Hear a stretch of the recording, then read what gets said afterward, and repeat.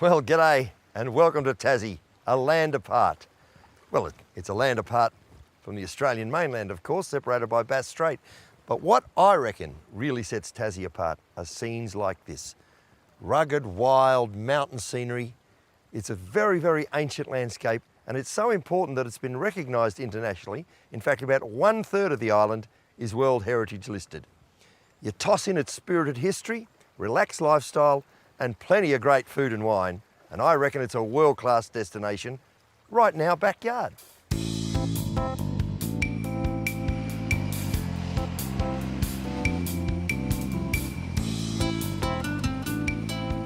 Right now, we're up here on Mount Wellington. It's a pretty popular spot up here. In fact, if you come to Hobart, you pretty well have to come here. And you can see why, because it's breathtaking. It's some 4,000 feet above sea level. It's an incredible view from up here, looking down on the Derwent Estuary and the city of Hobart. It's so high that back in the early 1800s, navigators used this mountain as a reference point.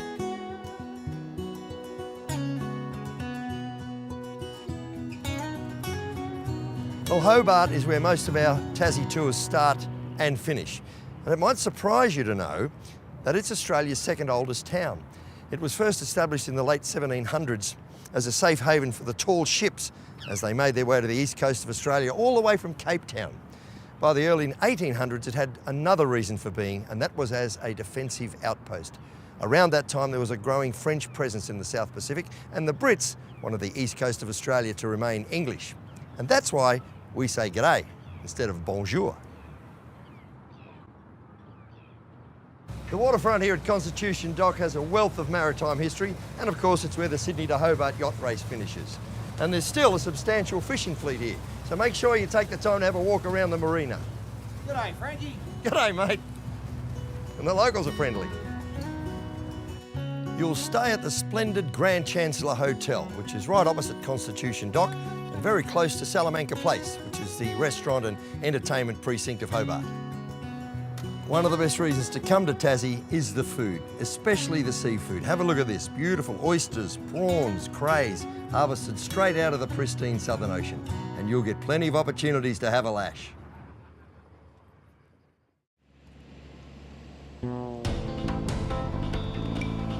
It's time to come on board with Outback Spirit and check out this surprising island. Importantly, it's a small group tour, which for Tassie is a real plus. Tasmania is a fascinating place to visit because it's got some of the best scenery you'll find anywhere in Australia, and yet you can contrast that with its rather brutal past. And that's exemplified here at the Neck.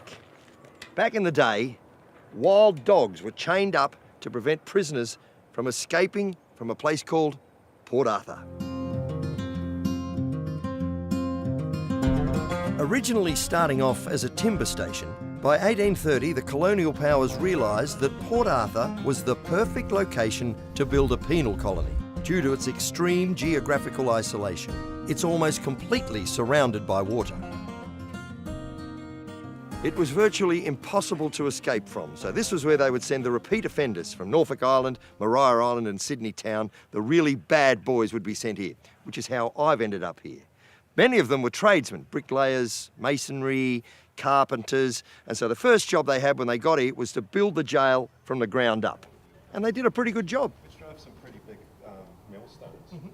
But I think what people get from coming here, Frankie, is it's a unique Australian experience. We're standing in pretty much one of the best conserved convict sites in Australia. Such an important part of Australian history. I think it's incredibly important. It's almost the basis of the country. You still get a sense, even though it's physically beautiful, you still get a sense of the dread. Oh yeah, I think the atmosphere is it's palpable. You know, sometimes even on the cold winter days, I can imagine men working up to the waist in the water out there. You can feel it. And to deal with the real troublemakers, they tried an experiment which they called the separate prison. Now, the idea there was to strip the identity away from the prisoners. They were not allowed to talk or communicate with one another. They had to wear a hood. They were only identified by a number. So it was sort of like solitary confinement, 24 hours a day. And of course, most of them developed severe mental illnesses. It was a dreadful business, really.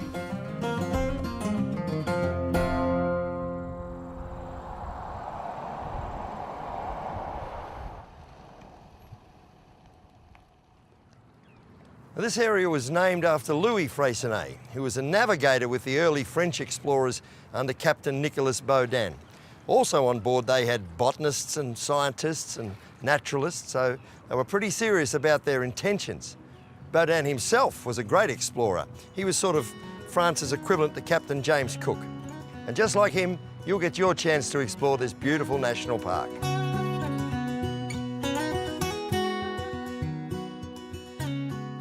On your Outback Spirit tour of Tassie, you'll visit some amazing places and stay in some amazing places. The world-famous award-winning Freycinet Lodge. Heading up through the northwest of Tasmania now, great farming land, to a little fishing village called Stanley. Up here on the coast is a very interesting volcanic landform called the Nut, and it was first sighted and named by George Bass and Matthew Flinders when they were sailing around this part of the world trying to establish that Tasmania was in fact separate from the Australian mainland. And of course they did prove that, and that body of water that separates it is now called Bass Strait. Near there was the headquarters of a company called the Van Diemen's Land Company. It was formed back in London in 1824, when a whole bunch of investors got together with the aim of starting a pastoral company. They were given a land grant from here right down to Cape Grim. Although they made a positive start, they had completely underestimated the severity of the long, wet and bitterly cold winters. Now you can understand why Flinders called this place Cape Grim. When you stand here facing due west, you get the full force of the roaring 40s.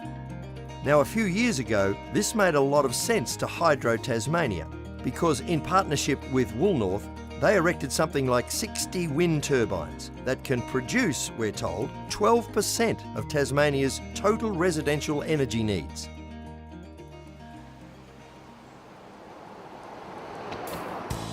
Just heading up the road now to world-famous Cradle Mountain, part of Tasmania's extensive listed World Heritage Area. In fact, all of these geographical features were formed by glacier movement during the Ice Age, when Tasmania and mainland Australia were part of one giant continent called Gondwanaland. Cradle Mountain dominates the northern area of the Cradle Mountain and St Clair National Park. And it offers a variety of short walks around the park and the lakes, mountain streams and alpine grasslands, all with wonderful flora and fauna. Your oasis in this wilderness is Pepper's Cradle Mountain Lodge. These fully appointed villas and spas overlook the Pencil Pine River, and it's only a short walk down to the central longhouse and restaurant. Down in the lodge wine cellar, you can taste the best of Tassie's renowned wines and cheeses, and after a sumptuous evening meal, enjoy the lodge log fire before retiring to the comfort of your villa for a well-earned good night's rest. After breakfast, your tour guide will take you down along the Pencil Pine River. You'll see mossy myrtle and eucalypt trees, and every now and then local wildlife like the Tasmanian paddy melon, and all of the alpine flora that abounds along the river here. A few kilometres away, on a ridge overlooking a mountain stream, is a reminder of how this whole Cradle Mountain Park idea got started. It's a replica of a traditionally built European chalet called Waldheim. Translated, it means forest home. It was the home of Gustav Weindorfer, an Austrian immigrant who was the first man to have the vision of Cradle Mountain as a national park so it could be preserved for everyone to enjoy it. By the 1920s, he could accommodate up to 20 people at his place, and he used to feed them. He had spring vegetables growing in the garden, and on the menu was either trout from the mountain stream or his specialty, which was baked wombat. I think I'll have the trout, thanks. Waldheim continued to exist as a chalet right up to 1974, but after a bushfire it was deemed beyond repair and demolished. The replica you see today was built in 1976 using traditional bush carpentry techniques. And it provides a pretty good idea of what life was like in the 1920s.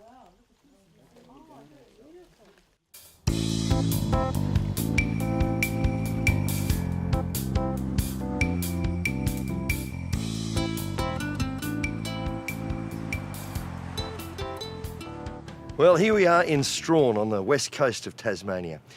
I reckon it's just about the prettiest village you'll find anywhere. It's situated on Macquarie Harbour, which is the gateway to the Gordon and Franklin River wilderness area.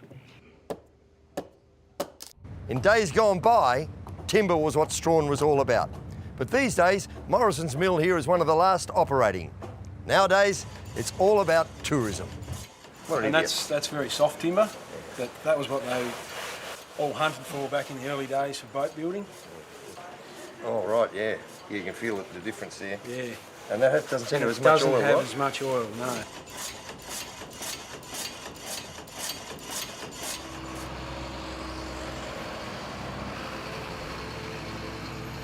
I'd reckon one of the highlights of the West Coast has got to be the Gordon River cruise. You'll have a short trip across Macquarie Harbour to the notorious Hell's Gates. Then you'll cruise into the pristine Gordon River and the Wild River Wilderness area. First stop is Heritage Landing. You'll walk into the largest area of lush temperate rainforest surviving on Earth. Back on the boat, it's a short cruise to somewhere completely different, Sarah Island. Now, if you wanted to establish a jail, somewhere that no one can possibly escape from, then Sarah Island's probably it. Today, it's a beautiful location to visit, but back in 1800s Van Diemen's Land, it was a place to fear. Well, after the cruise and a bit of a look around Strahan, I think you'll agree that the scenery around here is world class. To me, it's like a work of art that's been created by God or whoever you may believe in. Today, as we continue our journey through Tasmania, we're going to see another world-class work of art. This has all been created by one man.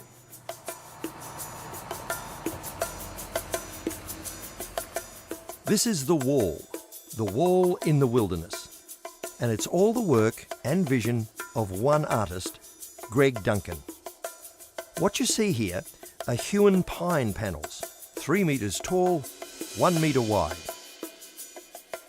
Basically, he sketches in the history of central Tasmania, then relief carves around it to provide a sculpture. It's all being funded by the artist himself. When finished, it'll be 100 metres long, and it's fast becoming one of the major tourist attractions in Tasmania.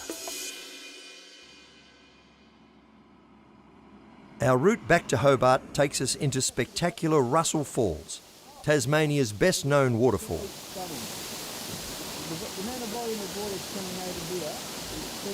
Located in Mountfield National Park, this easy walk will take you through the forest comprising towering swamp gums, which, by the way, are the tallest flowering gums on Earth. In 1933, the last Tasmanian tiger was found alive just up the road from here.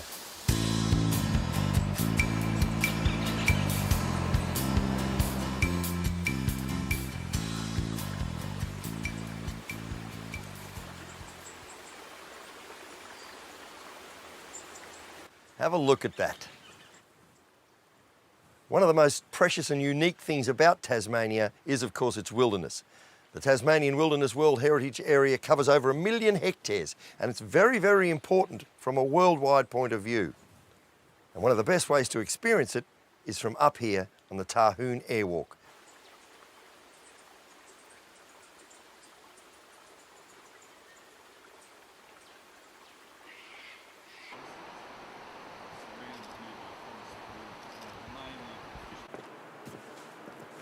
So what I'd like to show you here, Frank, is a really good example as to why the Huon pine is regarded as the holy grail of boat building timber.